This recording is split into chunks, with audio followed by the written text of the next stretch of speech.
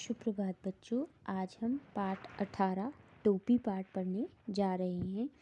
यह पाठ दो पक्षी गौरैया और नर गवरा की है और इन दोनों के आपसी संवाद के द्वारा मनुष्य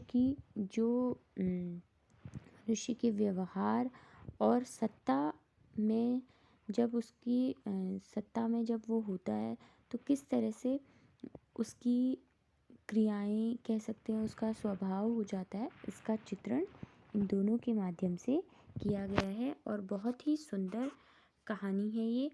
चलिए बच्चों, अब हम इसे पढ़ना शुरू करते हैं और देखते हैं कि लेखक ने इस पाठ के माध्यम से क्या संदेश देना चाहा है। एक थी गवरैया यानी गौरैया और एक था गवरा यानी नर गौरैया। दोनों एक दूसरे के परम संगी यानी दोनों ही एक दूसरे के बहुत ही करीबी थे और दोनों हमेशा साथ रहते थे। जब भी जाते साथ ही जाते, साथ हंसते साथ ही रोते, एक साथ खाते पीते, एक साथ सोते, भिनसार होते ही खोते से निकल पड़ते, दाना चुगने और छुटपुटा होते ही खोते में आ घुसते। भिनसार यानी सुबह होते ही दोनों दाना चुगने निकल जाते थे और जैसे ही हल्का अंधेरा होने लगता तो वो घर वापस आ जाते और सारे दिन की थकान मिटाते थे। देख सुनते और हिस्सेदारी बांटते यानी जो भी उन्होंने दाना चुगा था उसको बराबर भागों में बांटते थे। एक शाम गवरैया बोली, आदमी को देखते हो कैसे रंग बिरंगे कपड़े पहनते हैं, कितना फबता है उन पर कपड़ा। फबता यानी कितना जचता है। ठीक है, तो अब गवरा क्या कहता है, खाक फबता है। गवरा तपाक से बोला, कपड़ा पहन लेने के बाद तो आदमी और बदसूरत लगने लगता है। तो अब क्या रिएक्ट करती है, क्या प्रतिक्रिया होती है गौरैया की, लगता है आज लट जीरा चुग गए हो। गौरैया बोल पड़ी। लट जीरा कह सकते हैं कि एक पौधा जो थोड़ा सा कड़वा होता है।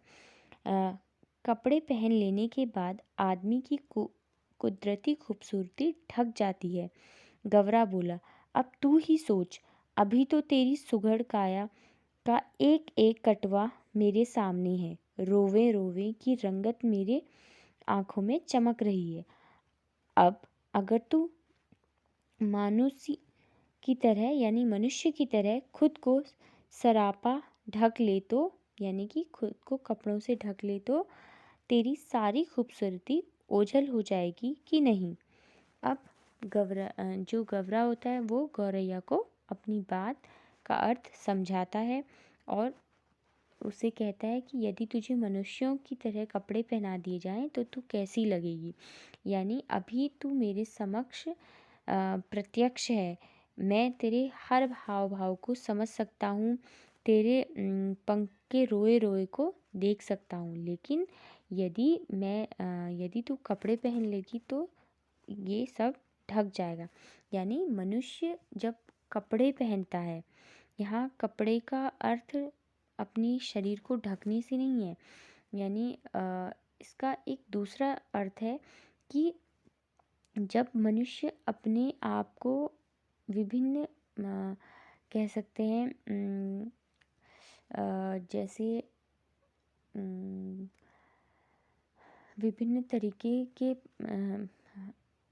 व्यवसायों से क्या कहते हैं स्किल्ड करता है, तो कहीं ना कहीं उसमें उसकी जो स्वाभाविक खूबसूरती है या व्यक्ति यदि कुछ अचीव करता है, ठीक है, कुछ उसके जीवन की उपलब्धि होती है, तो कहीं ना कहीं वो क्या करता है, उसकी जो नेचुरल या स्वाभाविक खूबसूरती है वो कहीं ना कहीं ढक जाती है। अब कपड़े केवल अच्छा लगने के लिए नहीं गौरैया बोली, मौसम की मार से बचने के लिए भी पहनता है आदमी। तो कहीं ना कहीं अब गौरैया भी उसे तर्क देती है और वो सिर्फ ये कहती है कि जो आदमी हैं वो कपड़े सिर्फ इसलिए नहीं पहनते या सुंदर दिखने के लिए नहीं पहनते, वो उन्हें मौसम की मार से भी बचाते हैं। यानी व्यक्ति जब विभिन्न प्रकार के चरित्रों को ओढ़ता है, यानी स्वभाव को ओढ़ता है, तो कहीं ना कहीं वो क्या करता है, उसे बचाता भी है। ठीक है, आपके अच्छे स्वभाव कहीं ना कहीं आपको समाज में प्रतिष्ठा भी दिलाता है। तो कहीं ना कहीं यहाँ ये कपड़े प्रतीकात्मक रूप से प्रयोग किए गए हैं। ये शब्द कहीं ना कहीं व्यक्ति की पूरी चारित्रिक विशेषता और सत्ता प्राप्ति के बाद किस तरह से उसके चरित्र में परिवर्तन होता है और किस तरह से मनुष्य की जो स्वाभाविक कह सकते हैं प्रवृत्ति है उसको किस प्रकार ढकती है, इसका वर्णन लेखक इन दोनों के माध्यम से बताना चाह रहा है। चलिए बच्चों, आज हम इस पाठ को यहीं तक पढ़ते हैं। आगे की कक्षा में पाठ को आगे पढ़ेंगे और इनकी वार्ता को सुनकर समझेंगे।